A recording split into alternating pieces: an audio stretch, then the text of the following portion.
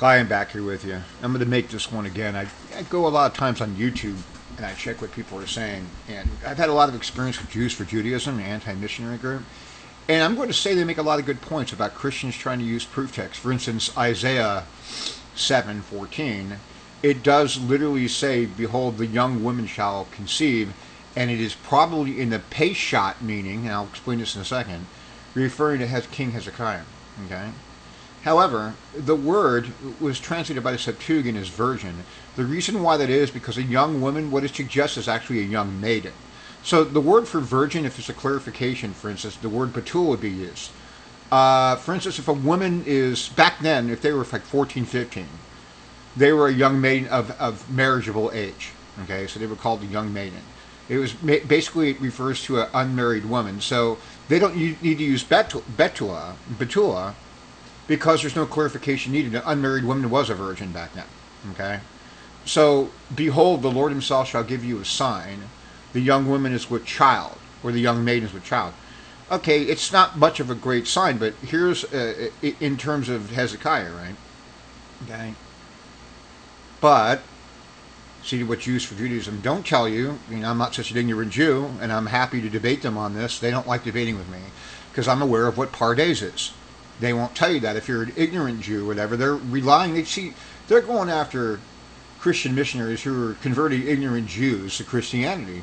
I don't have that much against that, actually, what they're doing. I think sometimes it could be more damaging having a Jew convert to Christianity, actually. It could be a real problem. It's a real identity crisis. But then again, it could be a good thing, too. So I don't want to get too much into that when I go down that road.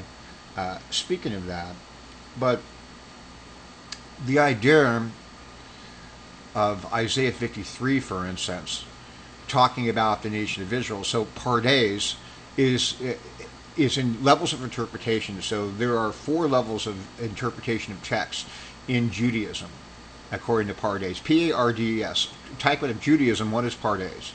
So there's Peshat, Remez, Dirash or Midrash, and Sod meaning. Sod is the hidden meaning of the text. So Isaiah 7:14 is likely referring to a Sod meaning, because when it says King Ahaz refuses a sign, and Isaiah says, "Well, you wear me out. We also wear out my God also. Hear this, O house of David." So the sign is given to the house of David, and right afterwards it talks about a son is given to us. It talks about the government upon his shoulders. It's messianic right after that. So the subject is talking about the greater fulfillment of that. It's not just Hezekiah being born, but Mashiach being born to a young maiden. Therefore, a young maiden, a young woman shall be with child is not much of a sign. Or it would have said, if it meant a married woman, right? Again, it's an unmarried woman here. A young woman is an unmarried woman. And the whole point, it's assumed she's a virgin. You understand what I'm saying? If a woman's 30 years old, she should have been married already, and then somebody would ask, why? Is she not married? Is she not a Betula? It would give a clarification. So Jews for Judaism are being dishonest. And I challenge those guys to actually come and debate me on this for the sake of truth. They don't care about truth. They're being dishonest what they're doing. They're using the same tricky methods that missionaries sometimes ignorantly use. Other times, this is my problem I have with Christian. They use too many proof texts. They're too quick to believe in a doctrine, for instance, like the doctrine of predestiny, when Paul's not in Ephesians, not even giving that. He's just giving encouragement. It's not meant to be taken as a doctrine. So there's tons of misunderstanding here on both sides. Too much of it, actually. So let's go review Isaiah 53 again, because there's one guy, and he's online. He's got a big following. I believe in the truth, and it was never messianic prophecy, and Jesus did not fulfill any messianic prophecy. He was talking in an Australian accent. Hold on, I gotta take my phone off here, make a noise. And here, it never meant to be messianic prophecy. Well, it's a Christian invention that they did that. Hey, mate, hey, Sheila. Well, no. Okay. In the New Testament, it's quoted. Jews of Judaism say that the disciples didn't believe Isaiah 53. They quoted it in the New Testament, so much for them knowing stuff.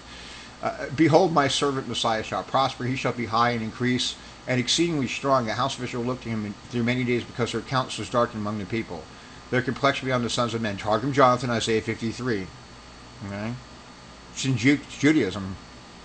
Babylonian Talmud. What's his name? The rabbi said his name is a leper scholar. Today, Chabad, Hasidic Jews in Chabad, call the Messiah the leper scholar. Surely he has borne our griefs and carried our sorrows. Quoting Isaiah 53. Right? See?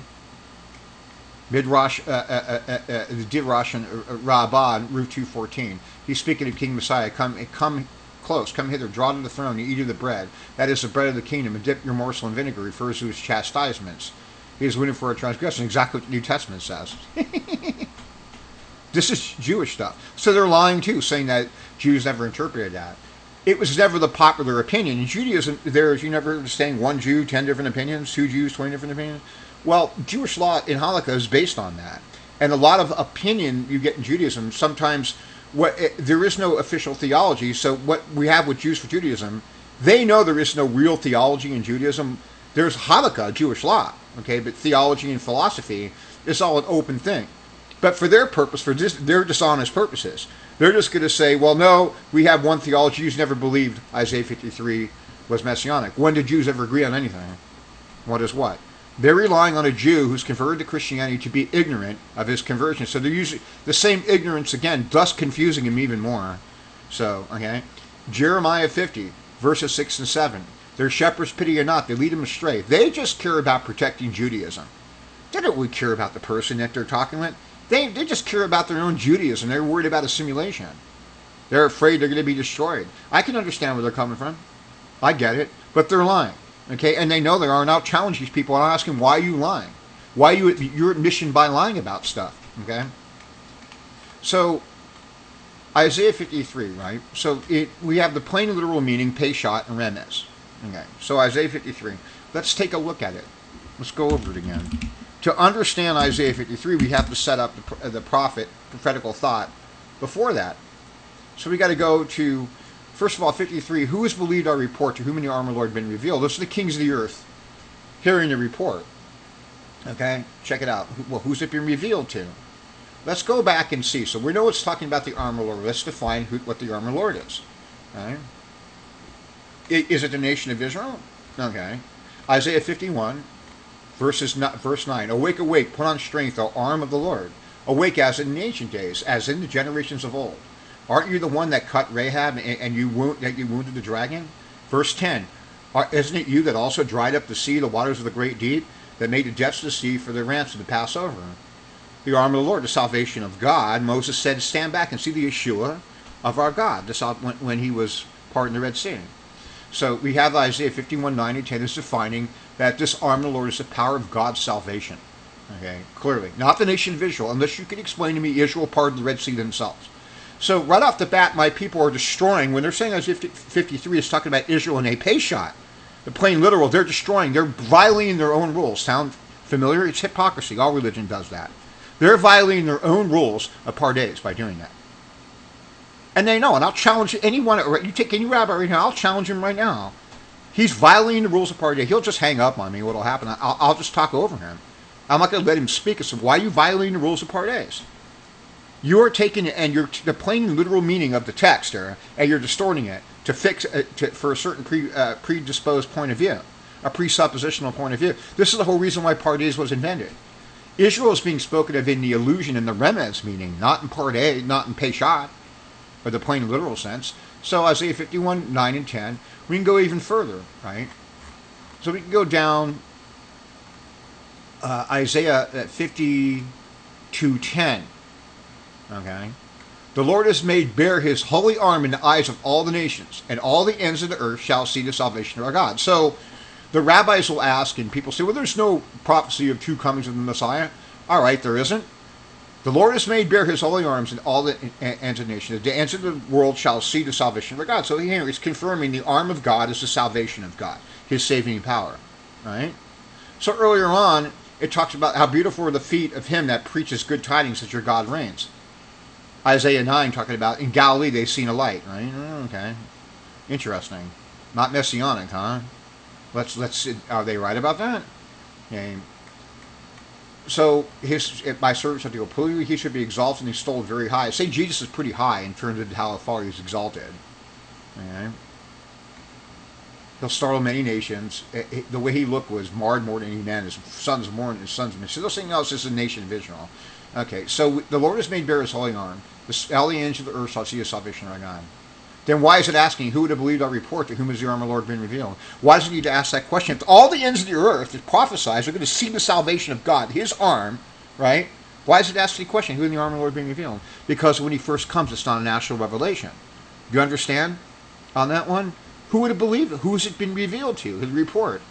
He grew up before him as a tender plant, as a root out of dry ground. Yeah, a dry tree, a shoot, the stump of Jesse. How does it grow? How does a dry tree grow? If it's a root out of dry ground, it's a dry tree. Right? How does it grow? So we look at Isaiah 53, right? Let's compare that to Ezekiel 17. I've talked about this before. So it's a root out of dry ground, right? It's a dry tree. So Ezekiel 17 is talking about Joachim and the kings and prince of Judah being taken by the king of Babylon. And I think Joachim was he was like 8 or 18 years old, or some dispute how he didn't last very long, and he was like a puppet, and there was all kinds of crap that was going on during the Babylonian thing. So 17 is basically talking about Nebuchadnezzar taking the kings of Judah, and then God is saying, look, I'm going to also, Hashem, the Lord, is saying, I will take up the highest branch of the high cedar, I will set it. So Nebuchadnezzar is doing something, I'm going to do something. I'm going to crop up from the top of its twigs a tender one. Interesting. Group performs a tender plant. I will plant it upon the high and eminent mountain. Okay, and the mountain of the height of Israel I will plant it, Mount Zion. And it shall bring forth branches and bear fruit. It's going to be a good cedar. Under it shall dwell all the fowl of every wing, the shadow of the branches, there thou dwell. And all the trees of the field shall know that I, Lord, have brought down the high tree, have exalted the low tree. A dry tree is a low tree because it's not being watered. I have dried up the green tree, made the dry tree to flourish. Isaiah 53. Grew up before him as a tender plant, a root out of dry ground. Ezekiel's talking about a king there, so is Isaiah 53. You see, it's pretty simple. It's common sense, man. And Jews for Judaism want to debate me on this. They want to talk about art school, Tanakh. Let's talk about that. Let's see if they don't distort the Hebrew like King James distorts the English for their own bias, point of view. Why do people always do that? Religious. They got to prove their point of view. But what about the truth of God? The truth of God, it doesn't prevail because of their lies. And both sides are guilty of doing it. And it's disgusting. You think because I favor Christians? Or I favor Jews? Men are men. Women are women. People either do right or they do wrong. They're dishonest or they're not. Or they're honest. They're either honest or they're not. They're dishonest. Okay? So let's go. He was despised and rejected a man of sorrows. Nation of Israel, right? Acquainted of grief. We hid our faces from him. Okay? We didn't esteem him not. We esteemed him stricken and smitten of God, afflicted.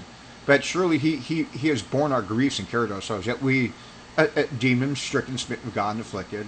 He was a man familiar with disease, right? Okay. We'll go with Israel. How can he be the nation of Israel? Who's the arm of the Lord being revealed? Did Israel part the Red Sea in Isaiah 51:10? That's introducing the arm of the Lord, awake, awake, arm of the Lord. If you believe Israel was actually part of the Red Sea themselves, then I could see you saying Israel being Peshach in 53. Once Isaiah 51:10 disqualifies this from being Israel in the Peshach, right off the bat, there's no debate. At that point, there should be no debate. But there is, because religious people want to see what religious people want to see to protect their crap and their BS religion, that they have to hold on to stuff that's in opposition to God's word. Do it all. Christianity does it too. Just Judaism. That's why the world is what it is, not perfected. Because it just proves that we're all dishonest in some way or another. And it's not cool. It's not good at all. Okay, he was wounded because of our transgressions. Therefore, they'll argue Jews to him because. Okay, he was wounded because of our transgressions. He was. Jesus was wounded because of our transgressions. And because of our iniquities. The kings of the earth talking, yeah. Jesus was put to death because of the Gentile kings. All of us rejecting him. That means the Gentile kings have heard the report. Yeah, okay. Rabbi Singer completely butchers that one up. Yeah, I offered, he didn't want to debate me before. They never do. They never answer me. And they don't, this is not an ignorant Jew here. This guy actually knows something about Judaism. All of us like sheep have gone astray. We've turned everyone to his own way. And the Lord has laid upon him the iniquity of us all. So we're saying upon the nation of Israel. Okay, so Israel's going to pay the price for the iniquity of everybody else. Okay. So we'll say Israel was, again, we shouldn't even be arguing this because Isaiah 51:10 disqualifies this from being Israel, but we'll do it anyway. He was oppressed, he was afflicted, he opened not his mouth. It landed a slaughter of sheep before shears, and he opened not. So what generation did this happen in? So next verse 8, he was taken from rule and from judgment. You should actually read that. Why? Is he a king? Who would have declared his generation, right? Who would declare it on his behalf? He was cut off out of the land of the living. For the transgression, because of my people, he was stricken. Okay, so we could say the transgression of Mike. We could still say it's the kings of the earth talking, Isaiah, the children of Israel, all nations really, right? Okay, so which generation of Israel, who would testify on his behalf? Who would declare his generation? So Israel was cut off for one generation, that was it, and they came back again? How's this Israel throughout the exile? Which generation? See the ridiculous stuff? So then Jewish Judaism will say he made his grave with the wicked. It reads in a plural intensity, and they made his graves with the wicked and rich in his deaths. So in the overliteralization of Hebrew, it does read in the plural. Do we read, and the Lord God said, and the Lord gods said, I have seen man. No, it's called the plural intensity and stuff. It's so great it was his death, and so great is this person here that is given a plural intensity. Look up what a plural intensity is in Hebrew. They're also Jews or Judaism being dishonest again. Taking advantage of ignorance on the other. Say, oh, you guys want to take advantage of ignorant Jews? We will too. They get him back. And nobody wins with that. All that happens is man wins and God actually doesn't in that situation. It's kind of upsetting. So it pleased the Lord to crush him, to put him to grief. Okay? If he considers his soul an offering for guilt, then he'll see his seed will prolong his days. His days are prolonged. People say, well, it says in the days of Messiah, Judah will be saved. If we believe that Jesus is resurrected from the dead and he sits in heaven alive, then it's still his days. He will prolong his days. It's still his days.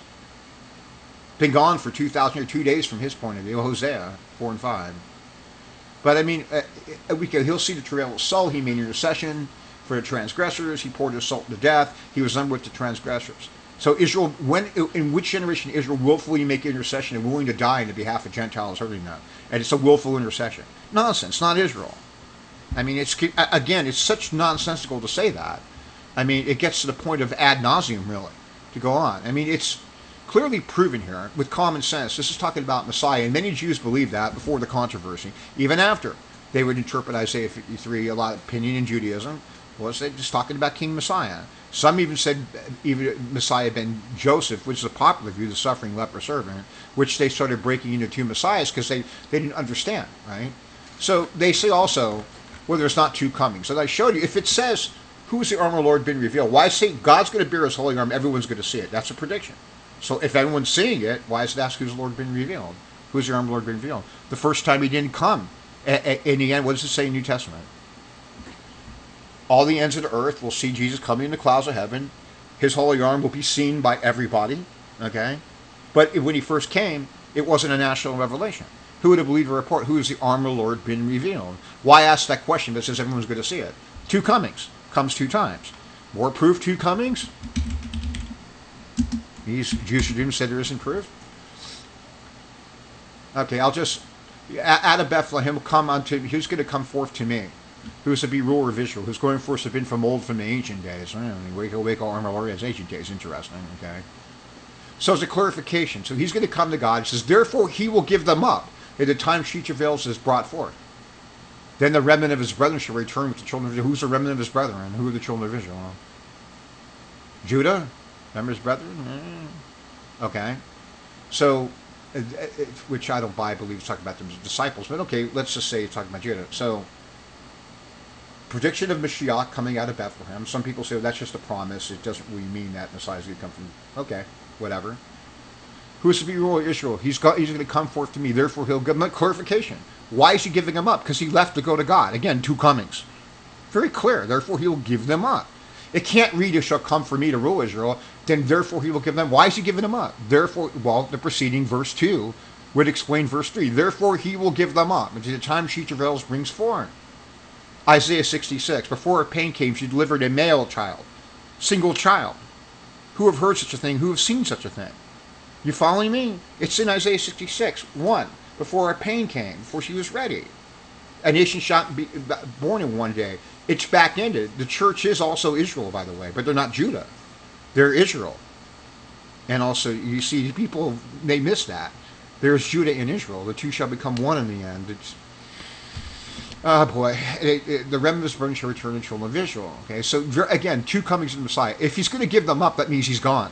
He came and he left. There's rabbinical commentary on this. He might, as Moses withdraw, he might come and then withdraw himself for a while. Yeah. See, if these rabbis want to argue, come argue with me, a person who's not ignorant of Judaism and stuff. Come argue with me. They won't. They won't argue with me at all. They want nothing to do with me. They want to use ignorance. And it's the same thing that missionaries do using their proof text. Isaiah 14 of itself is not a proof text. And a lot of things that they do aren't proof text, per se.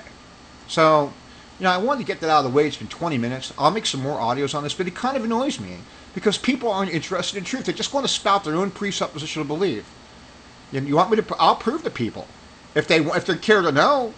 This is just common sense. Let's review. Isaiah 53, the servant songs, right? Go back to 51. Awake, awake, armor Lord.